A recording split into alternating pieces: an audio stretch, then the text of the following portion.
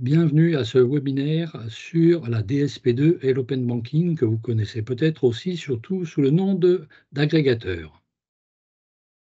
Donc en fait aujourd'hui on va bien parler de l'open banking et de la DSP2. Alors la DSP2, vous en avez peut-être entendu parler, mais je pense que vous ne savez pas exactement que vous l'utilisez déjà.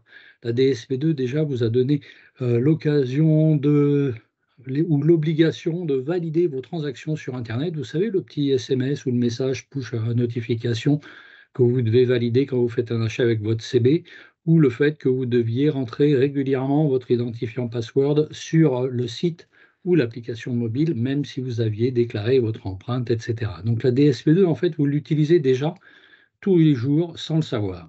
Mais la DSP2 a fait d'autres choses qui sont moins connues du grand public et on va en parler aujourd'hui. Ça donnait l'open banking et vous en entendez peut-être parler aussi sous le terme d'agrégateur qui est la concrétisation la plus immédiate de la DSP2 et de l'open banking. En fait, derrière tout ça, ça va nous permettre en fait de changer complètement le pilotage de notre budget et le pilotage de nos comptes bancaires. Alors la DSP2, qu'est-ce qu'elle a fait? Elle a créé en fait 2 nouveaux types de droits pour les, citoyens. Le premier droit, c'est de leur dire: «Vous, citoyens, pouvez accorder à des intermédiaires, à des prestataires de services, à des gens de confiance, le droit d'accéder à vos comptes bancaires, de récupérer ces informations, de les analyser et de vous les restituer sous une forme intelligente, on va dire, par exemple un tableau de bord avec des courbes, des camemberts, des clignotants vert, orange, rouge, avec des analyses et éventuellement des conseils. Et puis il y a un deuxième droit qui a été octroyé aux consommateurs, c'est qu'en fait vous pouvez aussi accorder à des prestataires le droit d'effectuer des opérations depuis vos comptes. Donc en fait, là derrière, c'est quoi? C'est par exemple faire un virement, mais vous faites ce virement non pas depuis votre espace client bancaire, mais depuis le site, l'appli de ce prestataire de service. Donc on a bien 2 nouveaux droits qui ont été créés. Ces 2 nouveaux droits ont en face 2 nouveaux statuts de société avec des agréments. D'un côté, les services d'information au compte, j'en ai parlé en premier lieu, et les services de paiement et d'initiation d'opérations, c'est ce dont on vient de parler. Si on se focus un peu sur la notion d'information sur les comptes, en fait, ce que vous allez donner à cet intermédiaire, c'est le droit d'accéder à vos comptes. Il va pouvoir, dans une application mobile, vous restituer tous vos comptes bancaires, l'équivalent de vos relevés et faire un certain nombre d'alertes, de tableaux de bord. Les plus connus aujourd'hui sont Banking, Linkso. Alors on parle aussi de Budget Insight. Budget Insight, en fait, c'est celui qui est derrière qui fait le back-office, comme on dit, de l'application BGV, qui est l'agrégateur de comptes de Crésus. Donc, il y a ça et il y a aussi, des, sociétés, des banques. Toutes les banques, en fait, ont créé, vous allez voir, dès l'agrégation de comptes et un certain nombre donc de fintech dont on vient de parler, les Banking et les Linkso, pour ne parler que des 2 plus célèbres. Les prestataires de paiement, pour y revenir, ça va faire consister à non pas simplement visualiser, mais aussi et surtout faire du service de paiement, donc faire un virement et donc depuis l'appli, vous pouvez faire un virement, vous pouvez même maintenant, et on va y revenir, faire un virement depuis un magasin et donc régler votre achat en magasin, non pas avec votre carte bancaire, non pas avec un chèque, mais en faisant un virement avec cet intermédiaire de votre compte vers le compte du magasin. Alors vous allez me dire, agrégation de comptes, c'est le mot que j'ai prononcé plusieurs fois. À quoi ça sert? J'ai déjà une appli bancaire, j'ai déjà plein de choses. En fait, en France, il faut savoir que 42% des Français sont multibancarisés. Et ça va très très vite, puisque en fait, si vous regardez, vous prenez un couple, vous pouvez avoir un compte pour monsieur, un compte pour madame et un compte joint entre les deux. Donc, ça représente quand même presque 1 sur 2, hein, 42% des Français qui sont multibancarisés. Et les plus multibancarisés, évidemment, sont les plus de 65 ans, puisque c'est avec l'âge qu'on peut avoir besoin de multiplier les comptes. Donc, qu'est-ce qui s'est passé autour de cette fonction d'agrégation? Je rappelle que le principe, c'est quoi? C'est vous permettez à cet agrégateur d'accéder à vos comptes bancaires 1, 2, 3 comptes, ceux que vous choisissez, et il va pouvoir récupérer, on va dire aspirer, les données équivalentes à votre relevé bancaire. Alors, qui a pu faire ce genre de prestation? Aujourd'hui, si on commence par la gauche, vous avez un certain nombre de fintech. Alors donc, ce sont des startups spécialisées dans la finance qui vont vous proposer comme service de base généralement une application mobile qui vous met dans un tableau de bord financier unique vos différents comptes. Là, je les ai cités, hein, les plus gros, c'est Banking et Linkso, et puis bien sûr notre BGV de Crésus. Une des évolutions qui est en cours sur ces agrégateurs, c'est qu'en fait, au-delà de vous présenter vos comptes et de vous permettre éventuellement de faire des virements et de vous faire des recommandations d'offres, on va vous proposer, par exemple, de faire de l'épargne. Vous avez un compte positif régulièrement tous les mois. Est-ce que vous ne voudriez pas ouvrir un compte épargne pour mettre ce surplus dans une épargne? Ou nous avons constaté que vous dépensiez beaucoup en assurance ou en énergie, et je vais vous proposer mes partenaires qui vont vous faire des avantages et vous proposer des services pour changer d'opérateur, changer d'énergie, changer d'assureur ou prendre une nouvelle assurance. Et puis il y a des partenariats qui sont en train de se greffer avec des enseignes. Donc on va vous proposer d'aller dans telle enseigne à tel moment et éventuellement de gagner un peu de sous. Ça s'appelle du cashback, on y reviendra. Et puis il y a donc la création ultime qui est des galeries marchandes de partenaires qui sont à l'intérieur de l'application. Donc ce qu'on voit, c'est qu'en fait, ces fintech partant de l'agrégation de vos comptes, de votre tableau de bord financier, sont petit en petit en train de grossir pour devenir de plus en plus large et devenir des vrais portails financiers, puisqu'on passe juste de la vision du compte au virement, puis après on vous propose de l'épargne, on vous propose de l'assurance, et puis on vous propose en fait même au-delà des portails financiers, de devenir une espèce de portail de la consommation via des partenariats avec des enseignes et via des galeries marchandes. Le deuxième intervenant qui évidemment a réagi face à ces nouvelles fonctionnalités, ce sont les banques, puisqu'à peu près toutes les banques vous proposent d'agréger dans votre espace client vos différents comptes, même d'une autre banque. Par exemple, si vous êtes à la BNP, vous pouvez dans votre espace BNP agréger des comptes qui sont des comptes de la Banque Postale. Donc, grosso modo, aujourd'hui, c'est la même histoire que ce que font les fintechs qui sont spécialisés là-dedans. Les banquiers ont rajouté un service d'agrégation dans la plupart des cas dans leur espace client ou dans leur application mobile.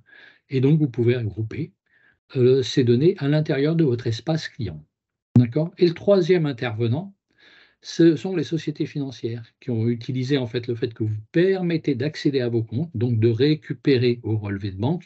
Les sociétés financières, là derrière ce nom-là, je mets un Sofinco, un Cofidis, un United, un CTLM, etc., un Franc Finance pour citer les plus gros. Je ne sais plus si j'ai cité Sofinco. Ils vont vous permettre en fait quand vous demandez un crédit, non pas de faire les sacro-saintes photocopies des 3 derniers relevés, etc., mais ils vont vous dire: «Bah, si vous me permettez d'accéder à votre banque, je vais récupérer moi-même ces relevés de banque directement auprès de votre banque», et comme ça peut aller plus vite, ça vous évite du travail et moi je me garantis contre la fraude puisque je sais que j'ai été le chercher dans vos comptes directement. Donc, on a 3 séries d'acteurs qui se battent autour de cette fonctionnalité. Les fintech, les banques qui font aussi l'agrégation de comptes, et la plupart des gens, en fait, quand ils font de l'agrégation de comptes, ont plutôt tendance à agréger à l'intérieur de dans l'application de la banque que d'aller chercher une fintech et d'avoir une application spécifique. Il y a les 2 cas dans la nature, et puis les sociétés financières. Et puis il y a un troisième point qui est en train donc de se développer, c'est l'initiation de paiement, et comme je vous l'ai dit, on peut maintenant payer des gros achats en magasin via virement, ce qui vous évite de sortir le chéquier, les 3 pièces de justification, les 3 pièces d'identité, etc., etc. Alors vous allez me dire: «Agrégation de compte, oui d'accord, mais combien de gens? Qui s'en sert? Qui connaît?» et cetera. Alors les derniers chiffres qu'on possède sont des chiffres de 2019, donc ça date, hein, c'était avant le covid. Et 3 ans, 4 ans, ça commence à faire beaucoup, 4 ans en l'occurrence, ça commence à faire loin, donc les chiffres sont sans doute sous-estimés. Ce qu'il faut avoir en tête, c'est qu'à l'époque, en 2019, plus de la moitié des 18-24 ans connaissaient ce service. Alors que si on regarde les tranches supérieures, on voit qu'on chute très, très vite puisque les 25-34 n'étaient que 7 à connaître et 1 chez les 35 à 49. Donc c'est un phénomène qui est un outil, ce sont des applications qui sont très connues des plus jeunes et donc d'une bonne partie de notre cible. Attention, j'insiste, 1, ce sont des chiffres qui datent de 2019. 2, en l'occurrence, là, on parle bien de connaissances et on ne parle pas d'utilisation. 55 qui connaissent, ça ne veut pas dire 55 qui utilisent. Alors, il y a une autre étude qui date, elle aussi, de mars 2019, hein, chez Deloitte, qui, elle, disait que 14 des Français utilisaient ces services d'agrégation. Alors vous allez me dire 14 c'est peu, oui, mais dans le même temps, c'est un, et là encore, c'est il y a plusieurs années, et 2, ça fait une personne sur 6. Donc quand vous avez un groupe, hein, d'un dilemme à animer, un atelier d'une douzaine de personnes, vous risquez d'en avoir 2 qui utilisent déjà, et si on est plutôt dans une cible jeune, on risque d'en avoir beaucoup plus que 2 qui utilisent déjà ces services d'agrégation. Et en plus, le truc qui était marquant à l'époque, c'est au-delà du 14 qui est déjà un chiffre très signifiant, c'est qu'en fait, ça avait fortement progressé d'une année sur l'autre, puisque ça avait pris 5 points de plus. Donc, grosso modo, en 2018, on était à moins de 10 de gens utilisateurs. En 2019, on était à 14 d'utilisateurs. Alors, je vous ai dit, il y a un certain nombre d'acteurs qui jouent dans ce domaine, hein, de l'agrégation. La première chose, je le répète, toutes les banques, grosso modo, se doivent et vous proposent de l'agrégation de comptes. Donc que ce soit les grandes banques traditionnelles, hein, les Crédit Agricole, Crédit Lyonnais, Banque Postale, BNP, Société Générale, etc. Toutes les, évidemment, start-up, pas start-up, mais les Hello Bank, Ma French Bank, Boursorama Bank, etc. Donc toutes ces banques en ligne, entre guillemets, elles aussi se sont évidemment mises à faire de l'agrégation de comptes pour vous proposer ce service. Il y a les 2 monstres dont on a parlé, Banking et Linkso, qui sont des applications spécifiques, vraiment faites pour de l'agrégation de comptes, dont c'était la promesse de base, à l'origine. Ils n'étaient pas banquiers, hein, ils vous proposaient un service de, grosso modo, je vais vous monter un tableau de bord de vos finances. Les chiffres qui sont annoncés sont importants. Alors il faut prendre des pincettes parce que quand, on est dans les chiffres que communiquent les acteurs, tout le monde essaye de se faire beau. Donc Banking annonce 4 millions d'utilisateurs, Linkso en annonce 3 millions. Ça commence à faire beaucoup de Français qui sont, comme on l'a vu, dans le domaine, qui utilisent les agrégateurs purement applications mobiles, sans parler donc, je vous les ai dit, de ceux qui l'utilisent dans le cadre de leur compte bancaire. Et puis, il y a des mouvements, il y en a un autre, hein, agrégateur, il y a BGV, évidemment, celui de Crésus, il y en a un autre, enfin, qui est dans un coin qui s'appelle gérer-mes-comptes.com. Et pour vous montrer à quel point, en fait, c'est un domaine qui est important pour tous les gros acteurs dans le domaine de la finance, cette notion de je vais pouvoir accéder à vos comptes, vous me laissez les regarder et je vais vous faire des propositions. On a un acteur comme Visa, pour ne citer que lui, qui a racheté Tink. Tink est un agrégateur de comptes suédois. Donc, quand des monstres comme Visa se penchent sur la question, que toutes les banques y vont, que des startups, ou qui ne sont plus des startups, des fintechs commencent à avoir des millions d'utilisateurs, c'est une notion d'agrégation de comptes qu'il faut avoir en tête. Alors, quelle tête ça a? Parce qu'on parle d'agrégation de comptes, ça fait quoi un agrégateur de comptes? Eh ben, je vous ai pris un exemple là sur Linkso. Alors, c'est pas une publicité, hein, je vous ai pris aussi Banking, vous verrez après. Mais voilà le genre de choses qu'on peut avoir sur une application mobile d'agrégation de comptes. Donc, dans mon Linkso, j'ai fusionné mes comptes. On voit dans la colonne du milieu là que il a agrégé 3 comptes, hein, un compte commun, un compte perso et un livret d'épargne. Et donc, il a tout de suite son solde au même endroit de toutes ces données financières. À gauche, vous avez le tableau de bord. Alors, vous voyez que c'est assez sympa comme look, hein, avec des camemberts qui vous donnent la répartition par catégorie de dépenses, avec des courbes qui vous disent est-ce que vous êtes dans le rouge, est-ce que vous êtes dans le vert, avec des courbes en bas encore qui vous permettent de voir si vous dépensez plus ou dépensez moins, ou quel est votre solde au final de vos comptes. Est-ce que vous avez des mois commencent à devenir, qui sont très verts parce qu'il vous reste beaucoup de sous, des mois où vous finissez pas loin, et ça commence à devenir rouge parce que vous vous approchez du zéro. Donc, et puis vous avez des indicateurs un peu sympas, là, comme là, ils ont mis évidemment toujours le soleil, la pluie, le nuage, etc., pour vous prévenir.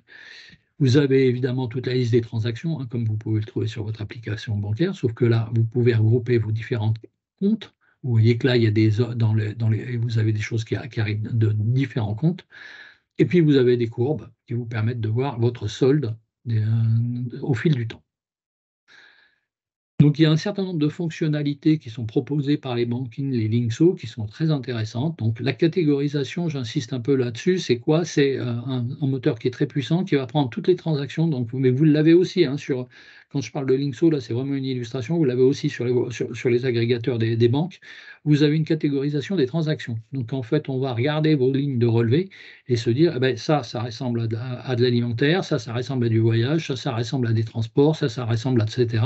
Et donc, à la fin, vous allez pouvoir avoir une catégorisation complète de toutes vos transactions et voir la répartition de vos dépenses dans les différentes catégories. Évidemment, il y a des fois où ça va un peu coincer, parce que si vous allez dans un hypermarché, je ne vais pas citer de marque, mais si vous allez chez un Leclerc, un Carrefour ou un Auchan, Perru, je ne sais plus s'il y en a d'autres, Intermarché, on ne peut pas savoir si vous y avez dépensé pour acheter une télé ou si vous y avez fait le plein du frigo. Donc là, vous avez la possibilité à un moment donné de réaffecter à une catégorie en disant: «Ben non, là c'était de l'électronique que je me suis acheté. Non, là c'était bien de la nourriture».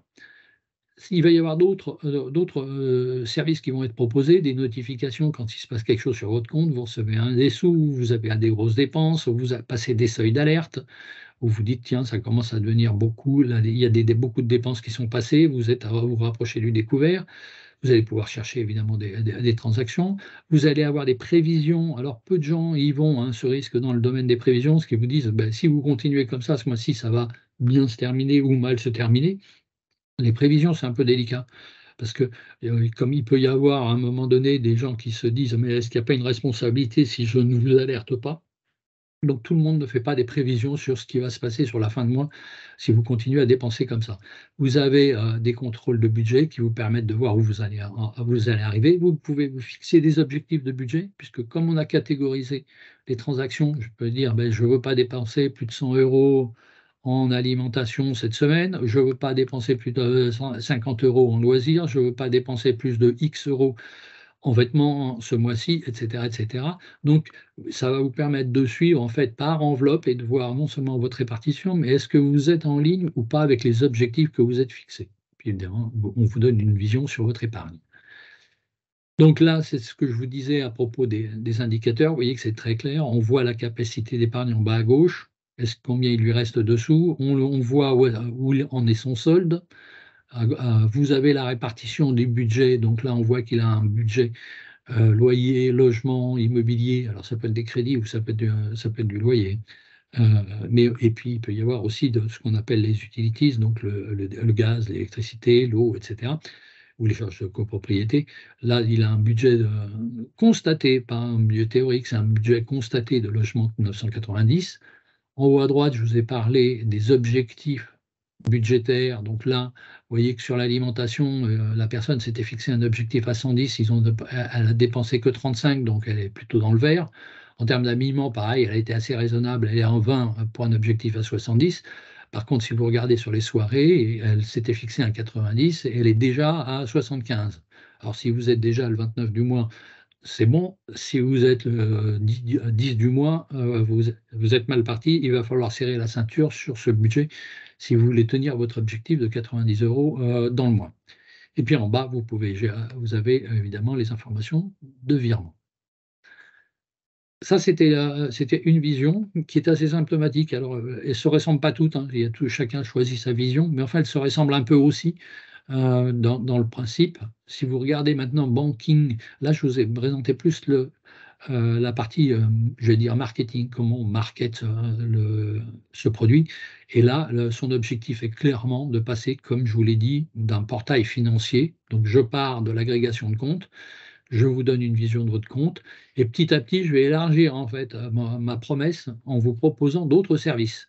Donc, par exemple, en haut, vous pouvez épargner avec le budget automatique. Il vous reste des sous en fin de mois. Je vous propose d'avoir un système qui met l'argent de côté sur un compte épargne directement s'il vous reste des sous. Vous avez en bas à gauche, je vais vous promettre en fait d'économiser de l'argent sur vos factures. Je vois quelles sont vos dépenses au gaz, etc., etc. Et je peux vous proposer, téléphone, je peux vous proposer des partenaires qui vont vous faire des offres vous permettant d'économiser. Alors attention, hein, évidemment, si je vous propose ce genre de choses, un, c'est que je suis un peu copain avec eux, ou deux, ça me rapporte des sous en apport d'affaires, et trois, il faudra faire évidemment attention, puisque vous pouvez tomber sur une promo et on va vous dire, ben, pendant un an, c'est moins cher, mais après, point de suspension. Et donc, il faut faire attention à ces promesses, comme d'hab, comme dans la vraie vie, et comme toute autre promesse qu'on peut voir passer sur Internet, avec des promesses d'économie. 450 € par an, ça commence à faire beaucoup. Donc, il faut regarder les petites lignes sur ces offres qui sont faites par les gens. Il y a en haut à droite des promesses de ce qu'on appelle le cashback, hein, puisque je vois passer vos transactions. J'ai un ami, une enseigne qui vous propose, si vous venez de chez moi du 1er au 31 mai, vous dépensez au moins 100 €, je vais vous rembourser 5 de ce qu'on appelle le cashback. Donc après que je vais vérifier, ah ben oui, il est bienvenu, ah oui, il a bien dépensé, c'était le bon moment, je vais lui verser 5 de cashback. Alors ce versement peut avoir lieu sur une cagnotte, ce que vous connaissez avec les systèmes de feed, des cartes de fidélité des enseignes. Mais là, en fait, vous êtes repéré grâce à votre carte bancaire. Donc, vous avez votre portail comment dire, de pilotage financier, vous avez des partenariats qui vous font des offres d'économie, il y a de l'épargne, et on vous propose de gagner des sous dans un certain nombre d'enseignes. Et puis en bas à droite, vous voyez on était pour l'instant juste sur de la gestion de compte élargie, et on arrive à un truc qui sont les réaliser vos projets ou emprunter. Et donc là, vous voyez, ces acteurs, en fait, se mettent à vous proposer des facilités de paiement. Alors, il faudra bien lire les petites lignes, hein, je vous rappelle, en dessous de 3 mois, 4 mois, en dessous de 90 jours, pour le dire comme ça. On n'est pas dans la loi sur le crédit, donc on est moins protégé. Il faut bien lire combien sont les frais, parce que ces mini-prêts, entre guillemets, peuvent à la fin faire un taux réel non négligeable. Donc on vous propose, au-delà de la gestion de vos sous au quotidien, d'emprunter sur un mini-prêt.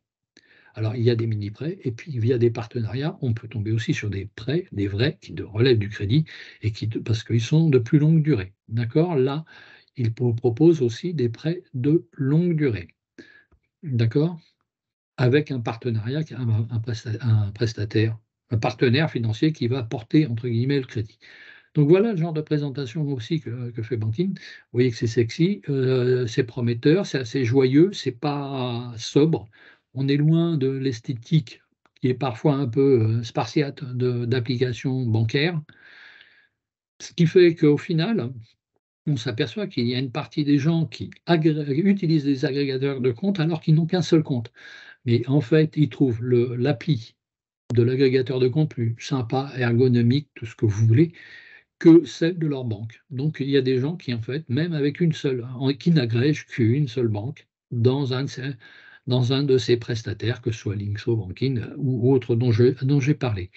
Donc là, vous voyez, on vous promet de façon assez sympa de tout gérer, de tout voir, de tout piloter, et de devenir en fait votre portail de vie financier ou de consommation. Il y a un autre acteur dont on parle, j'ai pas encore parlé, que vous connaissez sans doute tous de nom, c'est Lydia. Alors Lydia, il est né du paiement entre amis, hein. Vous savez, on se rembourse la location de vacances, on partage les repas, on se rembourse le restaurant, et cetera. C'était ça la promesse d'origine, et Lydia, petit à petit, a suivi un autre chemin. Les autres sont partis de la fonction: «Je vous promets d'agréger vos comptes». Lydia est partie du paiement entre amis, et petit à petit est en train de monter une espèce de super app, eux aussi, où en fait, beh, je vais vous proposer, puisque je vous paye entre amis, pourquoi je ne vous proposerais pas aussi de payer partout? Donc de vous proposer une carte qui vous permet de payer partout, y compris en magasin, avec ma carte Lydia, avec une promesse spécifique en bas à gauche qui attire parfois beaucoup de gens, parmi les jeunes, ce sont les histoires de frais à l'étranger. En l'occurrence, sur le coup, Lydia promet qu'il n'y a pas de frais à l'étranger quand vous payez avec la carte Lydia. Et vous voyez là encore que du paiement entre amis, on est passé à quoi d'autre? On est passé à un autre truc qui s'appelle les petits prêts. Donc petit à petit, Lydia est en train de grossir, d'élargir son offre et du paiement entre amis, alors là aussi, est en train de devenir une espèce de portail financier avec une carte de paiement, pas de frais à l'étranger et des mini-prêts. Et l'IA a changé de statut récemment, qui va lui permettre de faire des prêts à terme juridiquement, alors que jusqu'à présent, soit c'était des mini-prêts, donc pas des crédits, et puis il s'appuyait sur des partenaires. Mais il y a d'autres personnes qui ont utilisé cet open banking. Donc, je vous le rappelle, l'open banking, ça permettait quoi? Ça vous permettait de ouvrir l'accès à vos comptes à un tiers de confiance homologué, entre guillemets, qui est un agrément, etc. Donc, la personne, quand vous le permettez d'agréger votre compte, il voit votre compte. Et donc, quand j'agrège votre compte, j'agrège vos dépenses de carte bancaire. Je vois passer votre carte bancaire. Ce qu'on a vu jusqu'à présent était partie d'une promesse agrégation de comptes, tableau de bord, je vous aide à gérer vos finances, etc. etc. Il y a d'autres typologies d'acteurs qui ont débarqué, qui sont par exemple là, qui vous proposent de faire de l'agrégation de comptes en agrégeant votre carte. Et donc, qu'est-ce qu'ils vont faire? Par exemple, là, c'est le cas de Naomi, mais il y en a d'autres, hein. Naomi et par exemple Joko, qui est un des gros monstres qui existe aussi dans ce domaine. Vous faites quoi? Vous agrégez votre compte.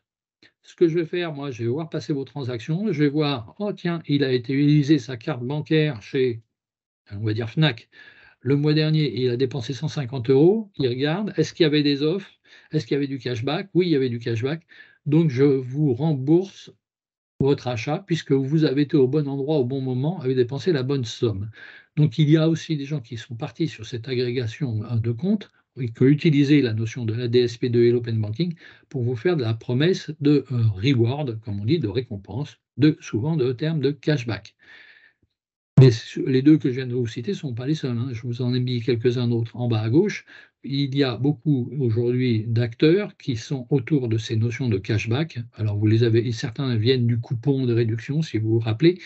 Et puis il y a ceux de cashback, puisque à un moment donné, c'est plus simple pour eux d'aller juste regarder ce que vous faites avec votre CV, vous avez été au bon endroit, vous avez gagné ou pas, plutôt que de se retrouver avec des coupons de réduction que vous allez remettre qu'il faut vous envoyer, que vous allez faire scanner en caisse par le magasin et qui va, à ce moment-là, le magasin se retourner vers le prestataire pour lui dire, ça y est, voilà les coupons de réduction qui ont été utilisés ce mois-ci.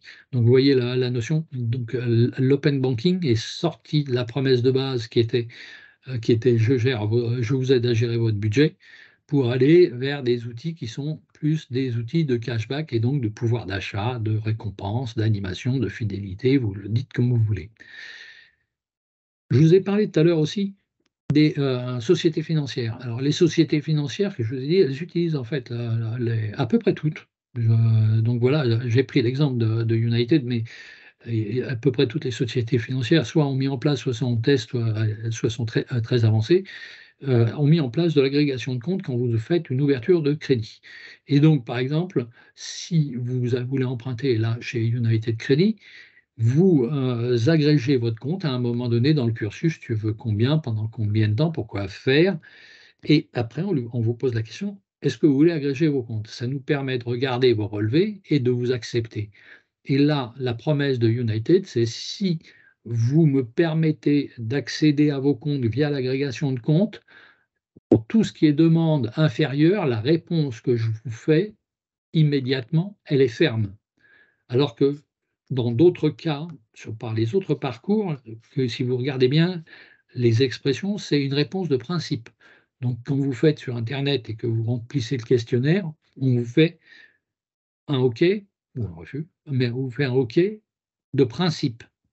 Et généralement, il y a écrit sous réserve d'analyse des justificatifs. Donc si après, quand vous envoyez les 3 relevés de banque, ils s'aperçoivent que ce n'est pas tout à fait ce que vous leur avez raconté, ils reviennent en arrière, puisque l'accord du début était de principe. Là, comme ils ont accès directement le relevé de banque, eh bien, ils peuvent voir et vous donner un OK ferme.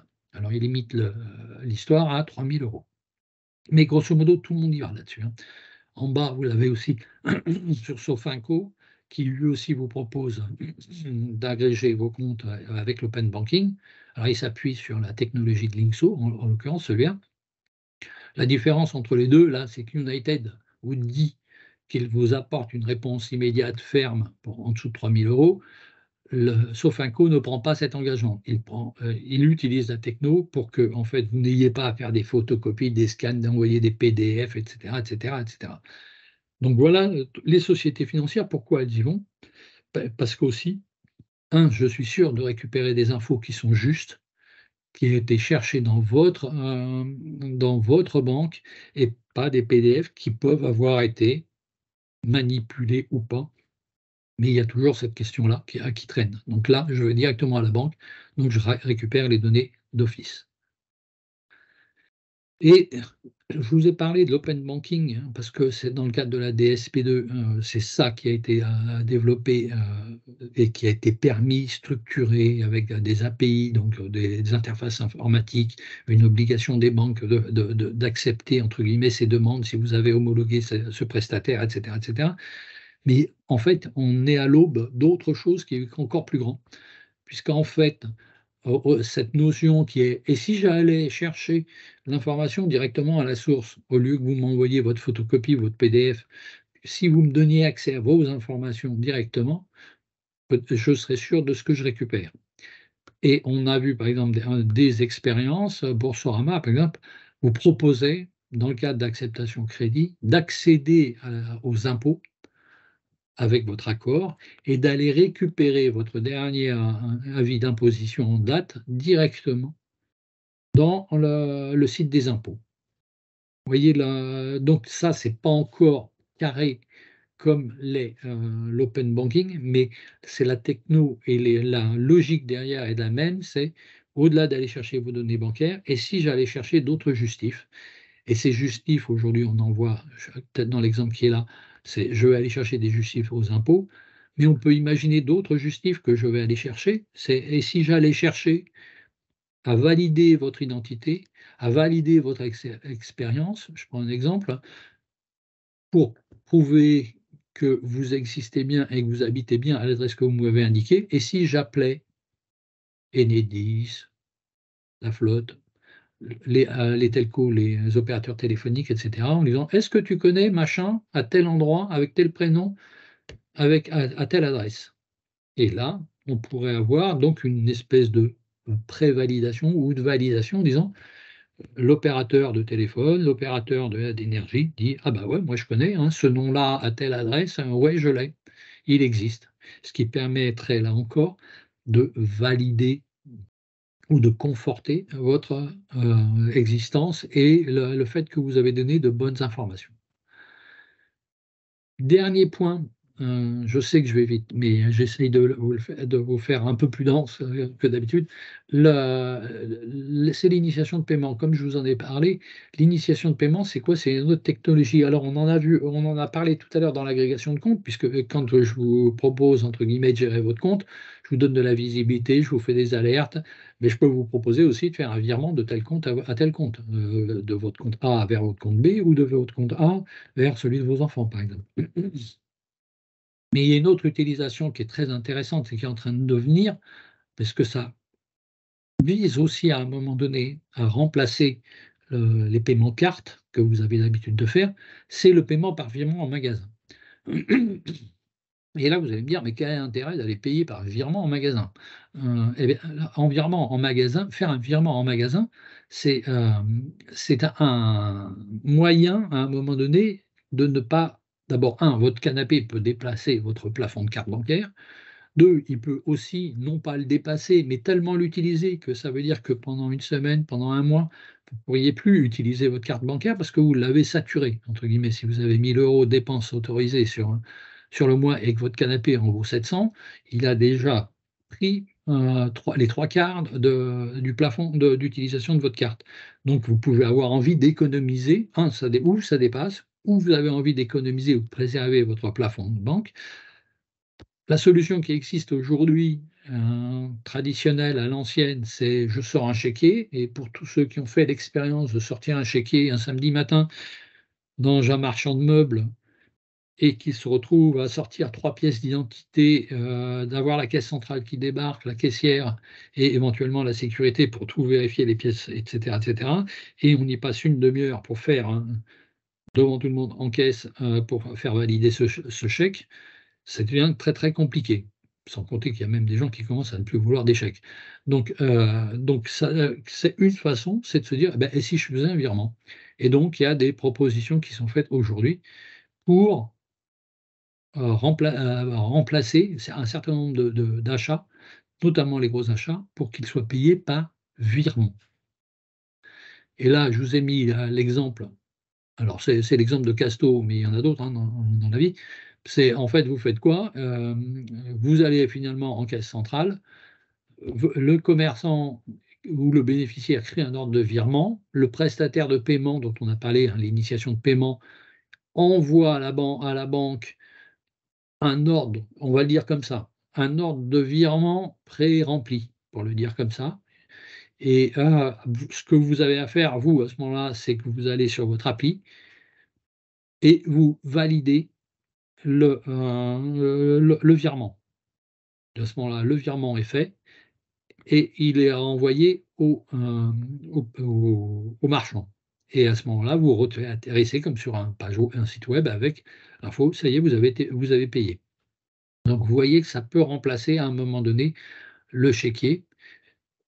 Aujourd'hui, on est surtout dans une utilisation pour les gros achats, mais à terme, si ça devenait simple, pourquoi pas, à un moment donné, payer par virement en lieu et place des paiements cartes.